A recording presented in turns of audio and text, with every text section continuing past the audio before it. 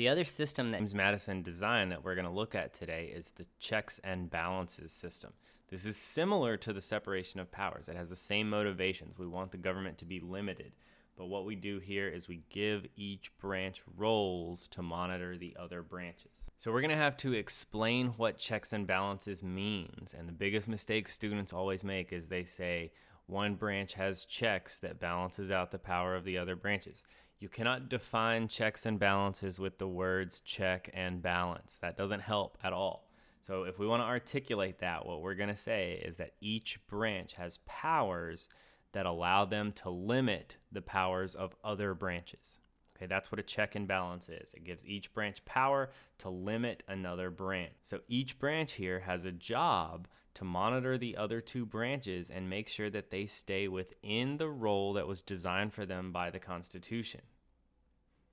When a branch exercises its power to limit another branch, they are preserving their own strength, and they're preserving their own power, and they're preserving their independence as a branch of government.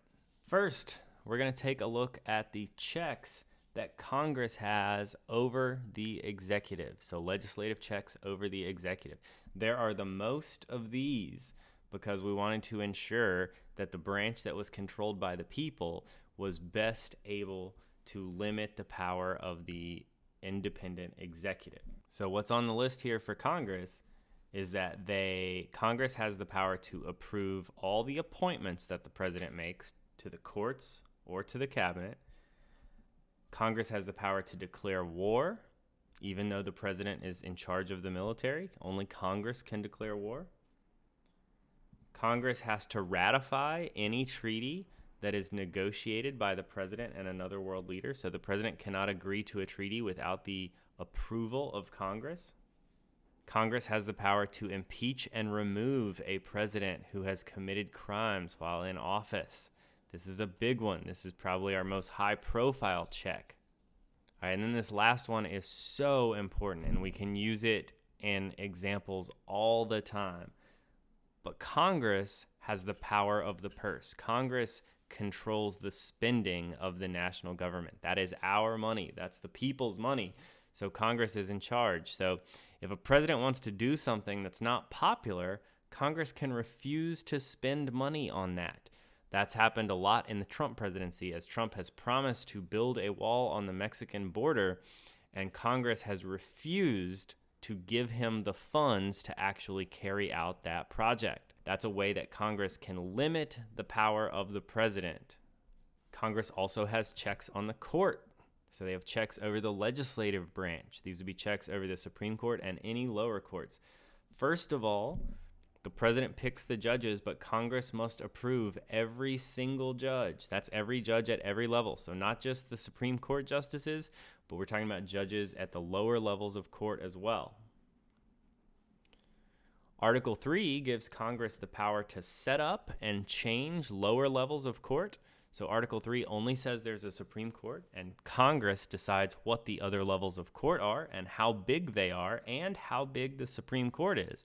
Just like the president can be impeached, any federal judge can also be impeached by Congress for wrongdoing. And really the only check that anybody has over a Supreme Court decision is that Congress is responsible for proposing amendments to the Constitution. So if the Supreme Court decides something, that's the final say on that policy issue, unless Congress were to change the words of the Constitution, because the Supreme Court interprets the words of the Constitution. So for example, the Supreme Court has ruled that people can donate unlimited amounts of money to political campaigns. If the people in Congress decide that they don't want that to be the case, the only way they can change it, now that it's been decided by the Supreme Court, is to add an amendment to the Constitution. And then the Supreme Court justices are forced to interpret the words of the amendment, and that's the way that we would reverse their decision. So amending the Constitution is a big check that Congress has over the judicial branch. All right, let's look at the president. The president also has a large amount of checks and balances over the other branches. So first, let's look at what the president can do with Congress. Now, we know the president is the last step in the lawmaking process, so it is a check on the president that he or she has the power to approve or veto any law passed by Congress. We mentioned that Congress has the power to declare war, but it's the president who is commander-in-chief. So the president makes decisions about how military action is carried out.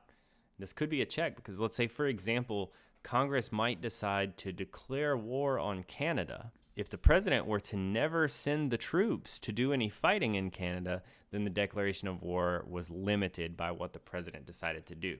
The president also has the power to call emergency sessions of Congress. So if there's a special reason the president needs a special session of Congress, he can call Congress into action and make them or ask them to pass a specific law. So presidents can use this in a time of crisis. And so this was like famously done after the Pearl Harbor attack. FDR called Congress in to vote on a declaration of war. But this could be used by the president anytime to call Congress and say, you need to come into session and you need to write some climate change legislation or something like that. And that would give the president power to direct Congress on what to do. Another major role of the president that it's up to him to recommend policy to Congress. And so the president has a greater ability to persuade the public. And so oftentimes the president, this can be a check on Congress that the president can recommend things that Congress should be doing, and then the president is able to better communicate that to the people, who then put pressure on their congressmen to do what the president asks. So recommending policy is an important check that the president has, particularly modern presidents who can use TV and internet to reach all of the public at once. And one last check that the president has on Congress is not only does he approve or veto all of the laws, he must do the same to the budget. So the president has to approve the budget, which means that Congress can't just make any budget that they want to, but that they have to make a budget that they know will satisfy most of the president's wishes. The president also has a great deal of checks over the judicial branch, and these are really important. The most obvious one that I think we all know is that the president appoints every federal judge. So the president picks every judge that is a judge in the federal courts in the United States. So in that way, he gets to control who the judges are. After the case, the president has other checks. So the president can exercise these powers after court cases have been decided and limit the impact of the courts in that way. So one of these is called the power to pardon. This means that the president can forgive anyone from punishment that was given to them by a federal court. So if you've been convicted of a federal crime, the president can pardon you, which means that you are completely forgiven and you have no punishment from committing that crime or being convicted of that crime. Similarly, the president has the power to grant amnesty, which is the same as a pardon, but you grant amnesty to an entire group of lawbreakers. So if the president could issue a pardon to one person who committed a specific crime, or the president could grant amnesty to everyone that committed this particular crime. Most famously, Richard Nixon granted amnesty to all of the people who had avoided the military draft during Vietnam. So with one announcement, he's able to basically issue a pardon to thousands of people who had broken a law.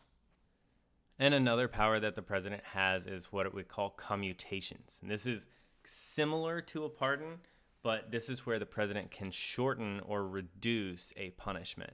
So this is most often done with jail time.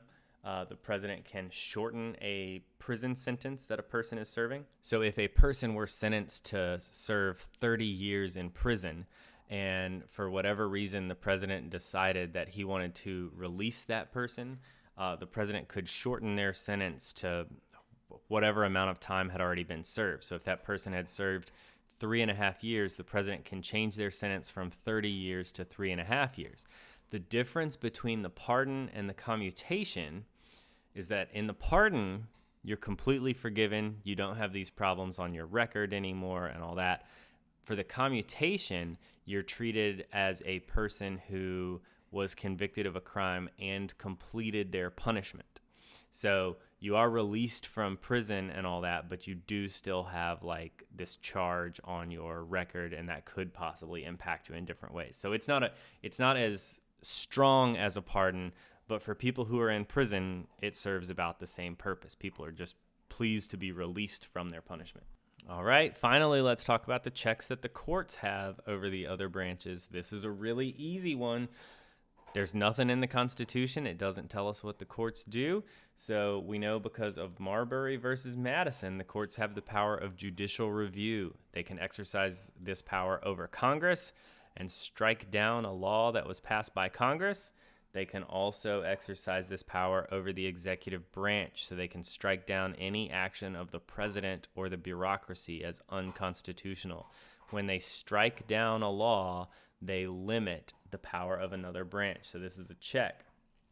Now, most of the time with judicial review, they confirm that the government does in fact have this power. So it's not always a check because it doesn't always limit the power of other branches. But if Congress or the president were to step out of their constitutionally designed roles, that's when the courts would strike down their action, they would reverse their action, and that would be a limit on the power of the other branches.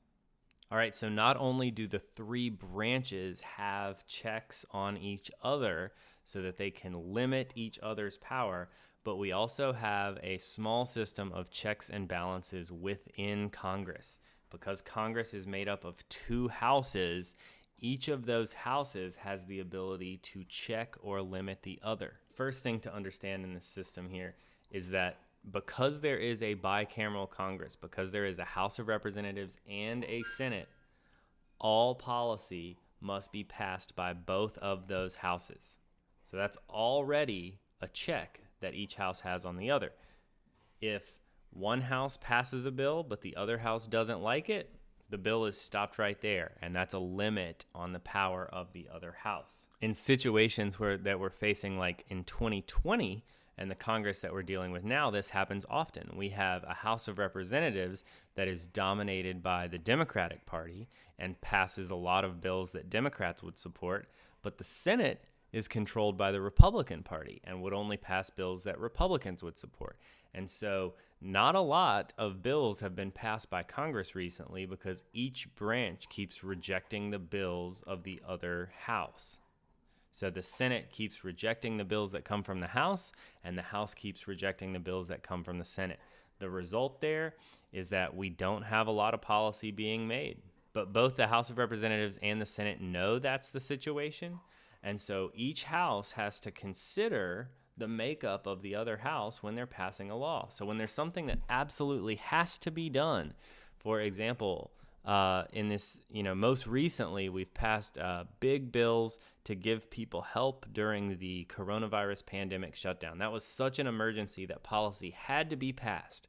But Democrats in the House knew that they couldn't get everything they wanted, and Republicans in the Senate knew that they could not get everything they wanted in these bills, and so the result of the bills was a compromise between the groups in both houses. Okay, so let's look specifically at the House of Representatives and what makes it different than the Senate. So first, we want to take a look at how the House is selected, because that makes a big difference. Now, all the way back to 1787, the House has always been directly elected. That means that we have simple elections. We have all of the people of the country divided up into districts.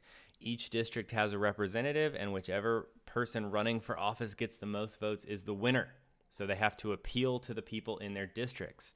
Now, those districts are relatively small. So the members of the House of Representatives have small districts compared to any other electoral district in the election system. Roughly, we have one representative for about every 750,000 people. So an area like Memphis has like 1.5 representatives. So we have one representative who represents most of the city limits, most of the people that live in the actual city of Memphis, and we have a second representative whose district is just outside the city, who represents a lot of parts of Memphis's suburbs, and then a lot of rural West Tennessee with that. So both of these representatives have small districts where they interact with their constituents, or the people that they represent, pretty regularly. And that way they're always hearing the opinions of the community and what the needs of the community are. The final thing about the House of Representatives that makes them different is that their terms are only 2 years long. So each member of the House of Representatives is up for re-election every other year. That gives the voters a lot of control over what they do. The representatives are always depending on the public to vote for them and keep them into office. So the representatives are most concerned with keeping the people happy. Every other year, they're going to have to go back to the public and ask for their vote. So that gives the people, the voters, we have the most control over the House of Representatives. We elect them directly, they have a very short term, and they have a very small district. So they are likely to hear from us, and they are likely to have to listen to us if they want to continue with their career in Congress. So because the House of Representatives is designed this way, it has a couple powers that only the House has and not the Senate. The biggest one of these is called the power of the purse. Only the House of Representatives can start any revenue bill, which basically means any law about taxes. That gives us as people the most control over the branch that is going to be asking for money from us.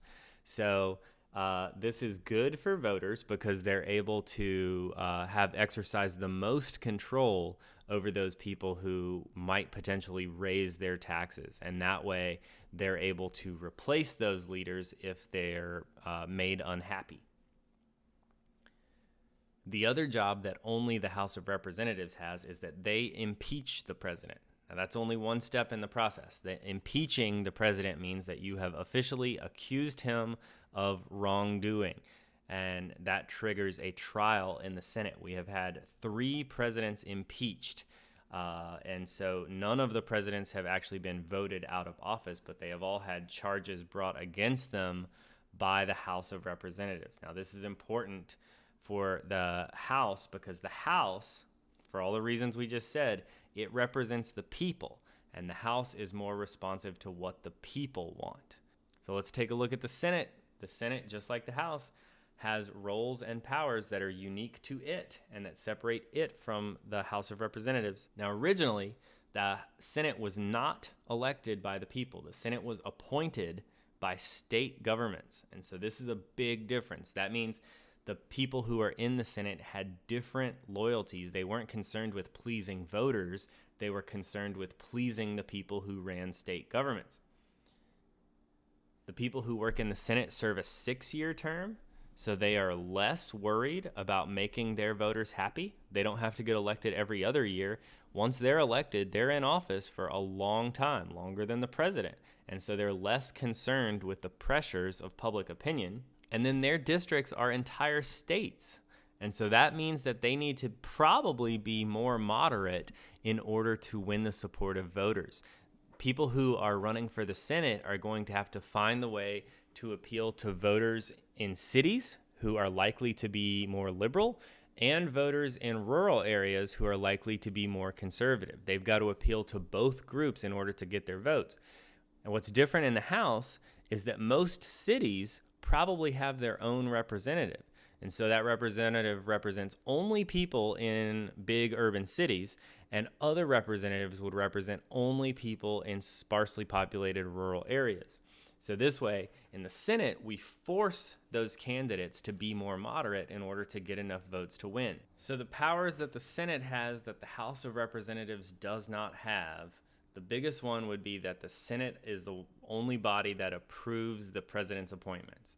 So when the president picks a judge or picks a member for the cabinet, only the Senate gets to vote on whether or not that person is approved.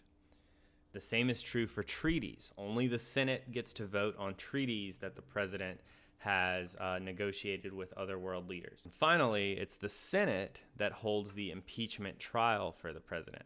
So the Senate, since they have, slightly different loyalty or slightly different concerns, they are in charge of trying the president and deciding if they're going to vote to remove the president from office.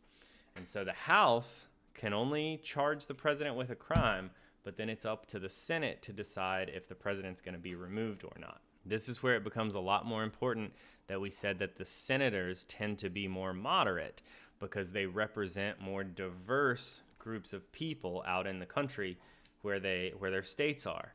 So even though the House responds quickly to the passions of the people, the House will do what the people want.